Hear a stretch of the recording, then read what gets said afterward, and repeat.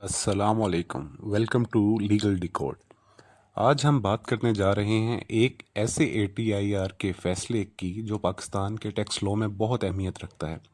सवाल ये है, क्या एफबीआर सिर्फ आईरिस पोर्टल पर ऑर्डर अपलोड करके ये कह सकता है कि टैक्स पेयर को लीगल सर्विस हो गई है, या फिर लॉ कुछ और कहता है? आज हम इस जजमेंट को स्टेप बाय स्टेप डिकोड करेंगे। चलिए शुरू करते हैं। Case background.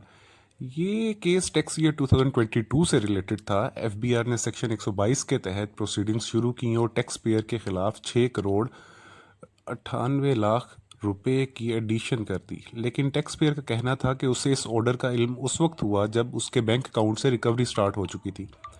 उसके बाद उसने सर्टिफाइड कॉपी हासिल की और अपील फाइल कर दी। एफबीआर की पोजीशन थी कि डिपार्टमेंट का स्टैंड बहुत सिंपल था। एफबीआर ने कहा कि ऑर्डर आईएस पे पोर्टल पर अपलोड कर दिया गया था, इसलिए टैक्स पेयर को लीगली सर्व समझा जाए, और क्योंकि अपील बाद में फाइल हुई इसलिए वो लिमिटेशन से बाहर है। इस वजह से डिले कंडोन नहीं होना चाहिए। टैक्स पेयर की पोजीशन। दूसरी तरफ टैक्स पेयर ने कहा, मुझे कभी लॉ के मुताबिक सर्विस ही नहीं हुई, ना रजिस्टर्ड पोस्ट, ना पर्सनल सर्विस, और ना ही रूल 70, और 30 दिन के अंदर अपील फाइल कर दी। अब मेन लीगल क्वेश्चन, अब सवाल यही था, क्या सिर्फ आईरिस पोर्टल पर ऑर्डर अपलोड कर देना सेक्शन 218 के मुताबिक वैलिड लीगल सर्विस है? इस एक सवाल पर पूरा केस डिपेंड करता था। सेक्शन 218 इनकम टैक्स ऑर्डिनेंस बताता है कि नोटिस या ऑर्डर किन तरीकों से सर्व किया जा सकता है। पहला, पर्सनल सर्विस।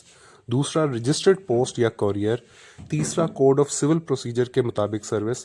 और चौथा, इलेक्ट्रॉनिक सर्विस, लेकिन सिर्फ उस सूरत में जब वो प्रेस्क्राइब्ड मैनर के मुताबिक हो। यहाँ प्रेस्क्राइब्ड मैनर सबसे इंपॉर्टेंट लफ्ज़ है।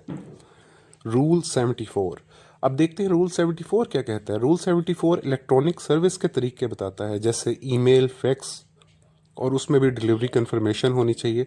लेकिन एक इंटरेस्टिंग बात, रूल 74 कभी भी आईरिस पोर्टल का नाम नहीं लेता। यही पॉइंट इस जजमेंट का सबसे इंपॉर्टेंट हिस्सा बना।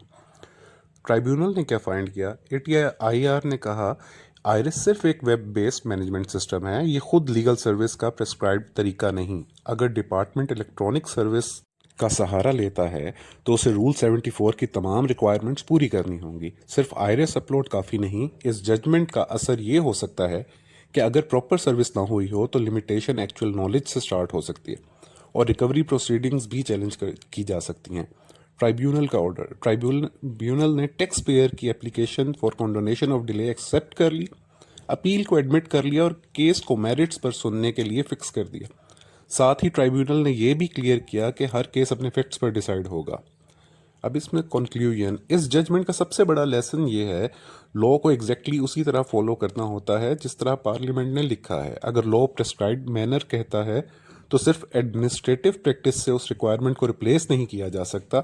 ये डिसीजन टैक्स पेयर्स के ड्यू प्रोसेस और लीगल राइट्स को री करता है। लेकिन एक ज़रूरी बात याद रखिए, ये एपलेट ट्राइब्यूनल का डिसीजन है। फ्यूचर में हाई कोर्ट या सुप्रीम कोर्ट इस इशू पर मुख्तलिफ व्यू भी ले सकते हैं, इसलिए हर केस अपने फैक्ट्स और सर्कमस्टांसिस के मुताबिक डिसाइड होगा। अगर आपको हमारी वीडियोस पसंद आती हैं और आप टैक्स लॉज, लीगल अपडेट्स और इम्पोर्टेंट कोर्ट जजमेंट्स को सिंपल लैंग्वेज में समझना चाहते हैं तो लीगल डिकोड को ज़रूर सब्सक्राइब करें, वीडियो को लाइक करें, फेलो टैक्स प्रोफेशनल्स के साथ शेयर करें, और अगर आपका कोई लीगल या टैक्स रिलेटेड सवाल हो तो कमेंट्स में ज़रूर लिखें। मैं उस पर डिटेल वीडियो बनाने की कोशिश करूँगा। अल्लाह हाफ़िज़।